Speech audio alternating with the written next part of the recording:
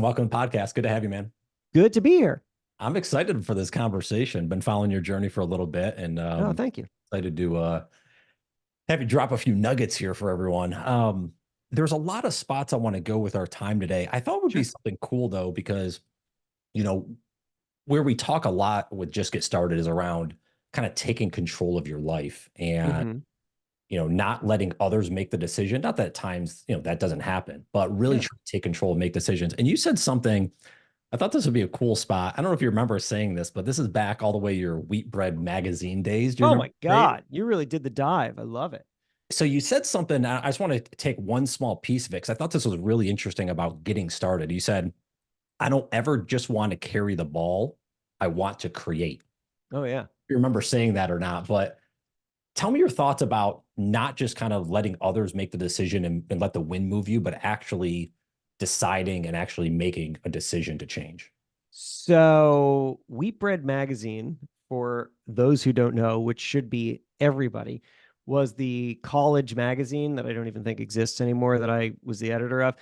And uh, even back then, I didn't really want to carry the ball. There were times in my career where I was fine carrying the ball. Um, and by that I mean walking into a situation where somebody says, "Here's how we do things, and what we need you to do is to just be good at it, to just make sure that it keeps going." Yeah. And there are moments in everybody's career where I think that that's fine. I think that it's not good to at the very beginning of your career expect in every circumstance that you are going to radically shift things. There's a moment of absorption. I like to think of my working life in terms of decade long themes. So I'm 43 right now. So my 20s were about setting it up. And setting it up means a lot of learning, a lot of figuring out where I am, a lot of understanding what my value add is. So 20s is figuring it out or setting it up. 20s is setting it up. 30s is executing it. Okay, now I know how to do it. And now let me go figure out how to like maximize that. Let me go start to really have an impact. And then 40s is doing it on my own terms. That's the trajectory. And I don't know what 50s are going to be. I'll let you know when I get there. But I I think that there is a turning point moment in everyone's career, and it's not in one moment. It's not something you wake up one day and say, "Aha, I have crossed over." Where but there should be, I think, a goal, a gradual goal of going from being the person who learns and who can maintain to being the person who can add and change. And that has been the satisfying career arc for me. Years ago, we ran a feature at Entrepreneur Magazine about the guy, Michael Dubin, who started Dollar Shave Club. And he said that he likes to step into molten environments. And I really loved that phrase, molten environment, which is to say an environment that's not hardened yet, where he can have a active hand in shaping. And I think the important thing about this journey that I'm describing here is that at some point we should be looking for that opportunity for ourselves. We should be humble to know when we're not there yet and where we still need to absorb, but we should feel empowered once we feel like we do have something really sharp and useful to say. And then we want to make sure that we're putting ourselves in circumstances where we can enact that, because not every environment is molten. Michael said that he likes to be in molten environments, but some environments are not molten, right? Some environments are you're going to walk into an organization and that organization is perfectly happy doing things exactly the way that they are. Now, we could debate the logic and the wisdom of that, but if the leadership is saying we just want things exactly how they are, and you come in like someone who's going to shape things, there's going to be a culture clash. So you need to understand not just where are you in this journey, but also what environments can you go into that are going to be welcoming of you at whatever stage of the journey you're at. You should not be in an organization that expects you to shape it if you are not yet ready to shape things. And you should not be in an environment that does not want to be shaped if you're at that point in your career where all you want to do is shape. Do you find that when folks are looking at organizations to go into, we'll go down this rabbit hole just for a minute, but 'cause I'm kind Yeah. of curious, like, is there things that they should be looking out for questions to ask an interviewing process, you think? Or like, how, because you're right. Like some folks I think say, oh, I'm going to go in and I'm excited. And then they get in, they're like, oh my God, this is like turning the Titanic. Like there's no way I could impact change here. So I'm kind of curious, like how you think about it going into a new role. I think that okay. To answer that, let me start by telling you how I hire and something that I always look for. When I hire editors or writers or whatever, we always give them, and this is standard in my industry. I'm sure every industry has its own version of it. We give what's called an edit test, which changes depending on the seniority. So at the very beginning, the edit test is really like more of an edit test. It's like, are you a good editor and writer?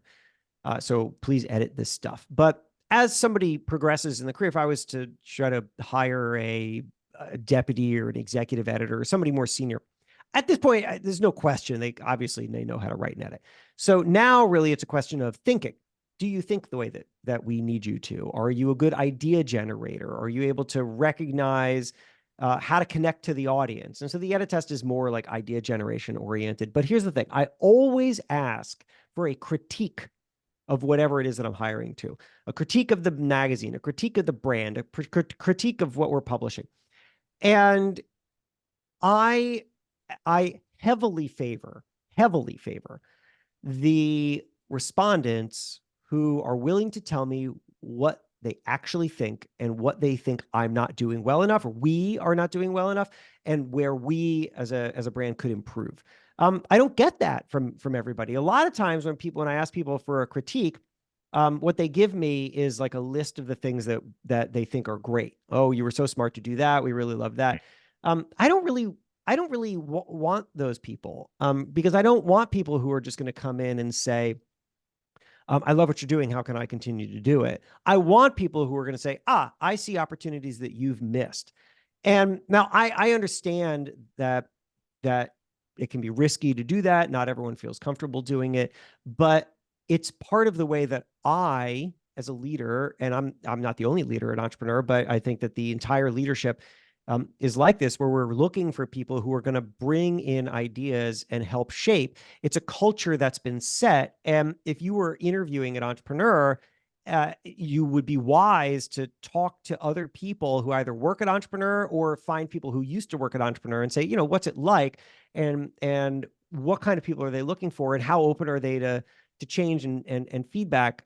You'd want to test that out. Now, let's just flip it. So if you are that person who's applying, I would say be intellectually honest through the process. So if you are looking for roles that will value you as someone who shapes things, then you should respond to prompts as if you are a person who shapes things, right? Like I understand that there's a risk in that, oh, well, I could say things that I don't like, but maybe it's going to piss them off. But you know what? If it's going to piss them off, then that's not a place that you want to work at anyway. So you might as well filter yourself out now, right? And in a way, I don't see it as a risk to do that. So I think it's about feeling out, understanding, and then just going in, acting the way that you want to act when you're in the role. And either people are going to be responsive to that and therefore give you that leeway when you are in the role, or they're not, and you can go find somewhere else. Oh yeah.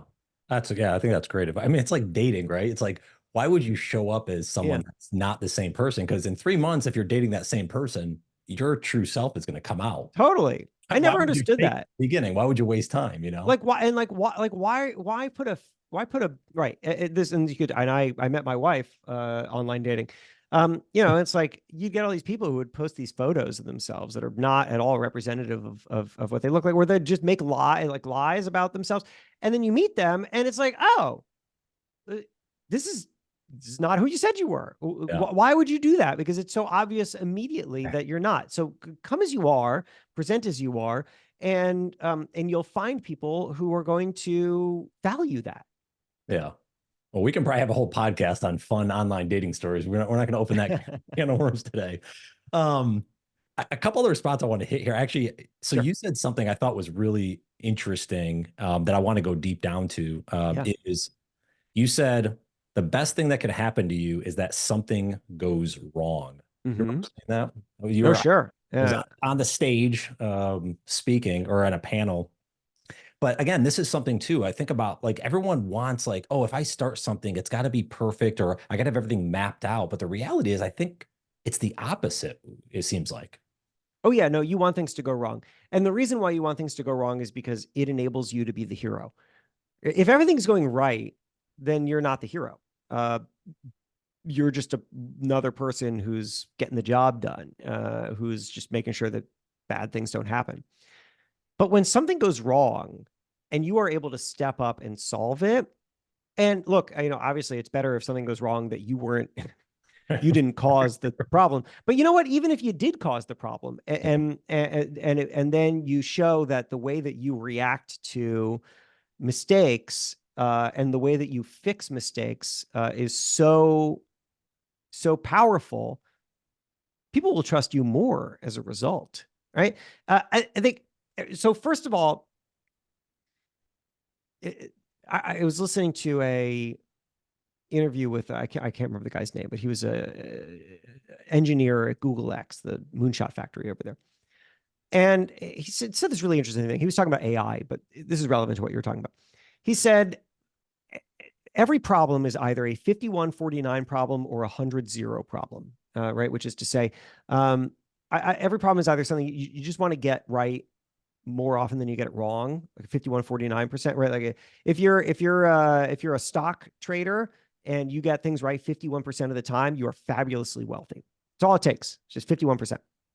Then there's 100-0 problems. You need to be right 100% of the time. If somebody's life is in your hands, you want to be right 100% of the time. If you're trying to shut down a nuclear reactor that's about to explode, you want to be right 100% of the time. But the thing is that now he was talking about AI and like, whether we trust AI, right? It's sort of like trust AI with 51-49 problems, right? Like have it generate a whole bunch of ideas. Most of them will be garbage. Some of them will be useful. Don't trust AI to tell you what to do if you're doing open heart surgery, because if it's wrong, at least 1%, you're screwed, right? So trust it. But anyway, when I listened to that, I thought, what's so interesting is that you and me and everyone listening to this right now, our lives are primarily full of 51-49 problems, but we keep treating them like 100-0 problems. Yeah. So if you mess up in some situation, you might think, oh, I've blown everything. Like I blew all the trust that I have accumulated, and now I show myself to be a failure, and we like spiral out of control. I've done it myself. But the thing is that it was probably not a 100-0 problem. Maybe it was, but probably not. It was probably a 51-49 problem, which is to say that people are giving you leeway. Your job is not to be perfect. Your job is to be more right than wrong. And then when you are wrong, to show that you can course correct and get to right. And when you do, people notice and they say, this is a person who is committed to getting things correct or to making things correct. So you should give yourself that leeway to understand that sometimes things you mess things up, right? If my wife divorced me if I make a mistake or if I forget, to do something, or if I say something that's not thoughtful, right? Like, we would have been divorced a long time ago. Everybody makes mistakes. The question is like, am I right more often than wrong? Yeah. And so that's number one. Number two to that is when there is a problem, you should think, how can I be the person who solves it and therefore gets recognized for solving it? I remember being at Men's Health, which was my first national magazine job, and there was like some massive mistake. It wasn't my fault. I stayed there till like 1 a.m. and I solved it. And you better believe that the editor-in-chief noticed and was really appreciative of me. And that was an opportunity for me to say, I will fix your problems. I'm not just here to avoid problems. I'm here to fix your problems. And that is how you get valued. Yeah. Well, actually, when you said that, it reminded me of, I just did a solo episode a couple weeks back, but around like this paradox. I think the more you fail, the more you actually succeed. Like the more you're willing to fail, and whether it's wrong or it doesn't have to be out in the public, I think you could succeed more. And I think about this, and I'm curious your thoughts on like a writing, and it could be on podcast, it could be on anything, but like the best ideas sometimes don't come until further down the line. So you have to have some of that shitty writing up front and the bad writing to get to that. But if you never give yourself the chance, if you're so scared to put out that first draft, you never can get to the, the published copy build for tomorrow that you have behind you. You don't get out, That's right. Because the the first stuff I wrote for this book, you're just referencing the book that's behind me, which is my book Built for Tomorrow. Yeah, I mean the first draft of that was garbage. I mean, my editor basically was like, "Well, okay, good for a start, but now let's tear it all up." No, you're absolutely right. You need to just be able to produce so that you can get through a lot of the bad ideas and get to the good ones. But here's another thing to remember about like sort of output, and I found this to be true with writing. Uh, People take at face value what you produce. So if you release something into the world and then you read it and you're like, "Ugh, this could have been so much better. I'm so embarrassed." People, they're not thinking that. They're not thinking, "Oh, well, this could have been so much better. Oh, he should have written that other thing that he had in his head, but he didn't." Instead, they're just going to take it at face value. They're just going to read it and they're going to move along with their lives. They're not going to spend that much time on it. We obsess. We obsess so much about whether or not the thing that we did lives up to some impossible standard that we have. And as a result, we're afraid to put things out. The only reason why I have the career that I have and am able to write at the level that I'm able to is because I wrote a lot of bad stuff. But you know what? It was also fine stuff, right? It was fine. It got published in newspapers and it was the best that I could produce at the time. And people read it and they moved along with their day. And I, though, got to learn, got to put things out, got to read it. You know, when you publish something and then you read it once it's published, once it's it's not something you could change in a Word document anymore, you see it totally different. You start to see it through your reader's eyes instead of through your own. And you start to recognize, oh, that could have been better. I could have improved that. I could have made that transition better. That's all so valuable.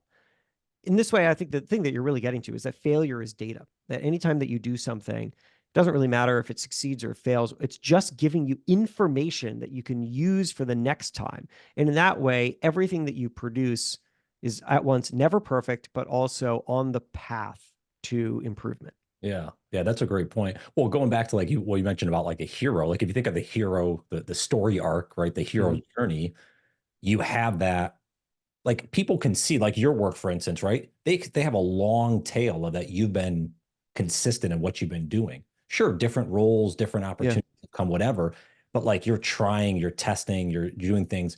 I think a lot of people forget that like 10, 15 years down the road, people can look like this podcast, right? I go back, look at like episode 1 6 years ago, like, oh my gosh, I Oh, cringed. it's probably sounded terrible. Yeah. But That's I had fine. an episode where you had to have one before you can have two, and so on and so forth. And I think a lot of folks forget that in the starting phase because it is so scary that you have Mhm. to put the work out and see what happens. Like, how do you help folks, I guess, get over that initial hurdle where they're scared to even, they've never put themselves out in public, they've never Yeah. done anything. So, okay, a couple things. Number one, some wisdom to share. Ryan Reynolds, I interviewed him for the magazine a while ago. He told me to be good at something, you must be willing to be bad, which I really love. Because the point that's being made here is the way to evaluate whether or not you're going to be good at something is not whether or not you're good at the beginning, because everyone's bad at the beginning.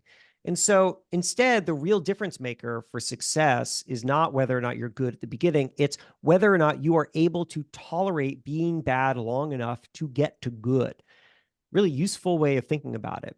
And then another thing that I really love, this one wasn't said to me directly. It was from a recording, but Ira Glass, creator of This American Life, kind of classic radio show, he has this really nice way of saying, he says that at the beginning, particularly in any kind of creative pursuit, but really could be anything, there is a gap between your taste and your abilities.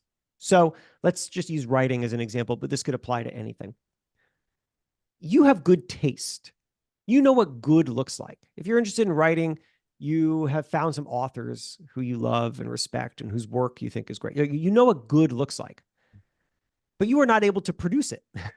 Hmm. There's a gap between your taste, you know what good looks like, and your abilities, your ability to produce what good looks like.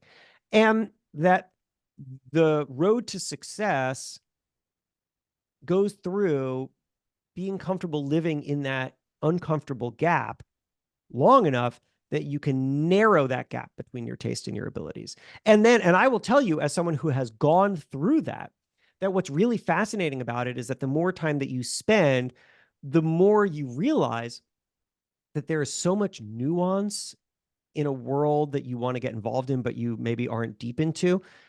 And that nuance contains forgiveness, and it also contains, I it, here's what I mean. I like sort of like ran out of how to say this abstractly, so I'll just say it specifically. I am a very bad fiction writer, and I am not a really good evocative writer. I'm a really good, simple, clear, fast moving, help people understand kind of writer. And at the start, I felt like I didn't like that because I was reading all these people's work, and it was floral, and it was beautiful, and it was getting praised by all the other writerly types. And I wasn't getting that. But then I realized that if I really leaned into the strength that I have, then I find an audience that values my kind of writing. And it doesn't really matter if I'm not good at that other kind of writing, because that's for somebody else. And I don't need to be good at everything. I just need to find the thing that I'm good at.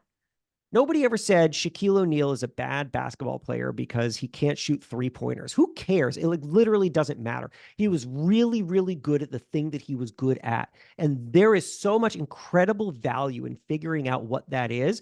But to understand what you're good at is also to accept what you're not good at, because there's going to be a lot of that stuff. And the more that you sink into a specific world, the more that you understand the nuances of that, right? Like at the beginning, if before I became a professional writer, I might have said, well, you're either a good writer or you're not a good writer, and I want to be a good writer. But no. There's actually like a bazillion different kinds of writing, and you can be good at some of them and bad at some of the others. And that's fine. It's better. It's better if you know what you're good at. And the only way to do that is to go through it. Yeah, that kind of when you were saying that, it hit me with a ton of bricks, because that's how I thought, because I was never a good writer. It's something I still battle with, I guess, whether I am or not. Never, failed English and all that, or almost failed English kind of, and that type of stuff back in school. But interesting, because when I started to write, I would follow a lot of folks that did these long blogs and these really articulate message. I'm like, oh my gosh, I can't do that. And then I came across Seth Godin's work, Mm-hmm. and Seth's blog, very short to the point. I'm like, wow, wait, that's actually how I think and write. And that's Yeah. last 2.5 years blogging. That's how I write, is like short, sync. Like that's how I think. And to your point, I think this is really something to double down on. It's like going to who you are and trusting who you are. This goes back to earlier in our conversation. Like if you're trying to change, don't change just because it's the cool new thing on the block. Right. Change because you want to, and it's something you really enjoy doing, right? Yeah. That's exactly right. Yeah. That's it. Don't chase it just because it seems like someone else's definition of success. Yeah. All right. Seth, like, look, there's two ways to talk about Seth. Seth is either really great at what he does, or he's really, really bad at the stuff that he doesn't do. Right. I mean, Seth might be a terrible novelist. Don't read a novel by Seth. Right. Like, but who cares? It doesn't matter, because he's so good at the other things. Yeah. Oh my gosh. Yeah, you're right about that. Well, and again, it's putting their time into where do you want to spend it, and seeing, and then it's I think it's pivoting. And it seems like you've done this, right? As you figure out what you like, then oh, this is better over here. Let me transition there. And then slowly you wind down this path that you never would have known 10 years ago you'd be where you are today. Yeah. Know that. But you keep leaning into those decisions that really put you on that path, I guess, right? Yeah, because everybody's path is a zigzag path. And your job is to create and be open to opportunities for when the next like zig or zag happens. Like there's this thing that I like to talk about, which is I call it work your next job. So I say that in front of everybody, in front of you right now, there's the two sets of opportunities: opportunity set A, opportunity set B. Opportunity set A is everything that's asked of you. So you go to work and you have a boss or whatever, and the boss expects things of you. You have certain metrics by which you're measured. That's opportunity set A. You do a good job. Opportunity set B is everything that's available to you, but that nobody's asking you to do. So at work, that could be new responsibilities, joining a new team. It could be outside of work. It could be you like listening to podcasts and you decided to start a podcast, or take a class or something, wherever it is. My argument is that opportunity set B is always more important, like infinitely so, because if you only focus on opportunity set A, you will only be qualified to do the things you're already doing. It's not to say it's unimportant. You got to show up and do a good job or you're going to get fired. But opportunity set B is where real growth happens. And so that's where, if you focus on opportunity set B, if you are constantly in pursuit of what's available to me because of this role, because of this time in my life, because of whatever, then you're going to start to explore things that are going to open future doors in ways that you cannot predict. And that's where the zigzag path comes from, right? Because you start in this place, I don't know. You like stand-up comedy and you start a podcast about stand-up comedy, and it's a very bad stand-up comedy podcast because most comedy podcasts are very bad. But in the process, it teaches you audio editing. And then one day a friend of yours has a band and was like, "Hey, would you mind? Do you know how to like record us?" And you say, "Yeah, I think I could figure it out." And you record at the band and they make some demo and they pass it around and people like it and it ends up on Spotify. And now some other bands are coming to you and they say, "Hey, could you record us too?" Now you start doing that. And then eventually you say, "Well, I guess I don't really have a studio. I guess I should go rent a studio." And so you go rent a studio, and now there's more business. Actually, maybe I should start a studio. So you go start a studio. Right? And it's like now you're running this completely different business because you started a stand-up comedy podcast that was bad. And that's the zigzag pathway. It makes sense when you look at how step one step led to step two, but it kind of only makes sense to you. And the reason that it worked was because you were willing to say yes to things, because you were willing to be open. Because Malcolm Gladwell told me self-conceptions are powerfully limiting, that the more you limit your understanding of yourself, the more you also limit the opportunities that are available to you.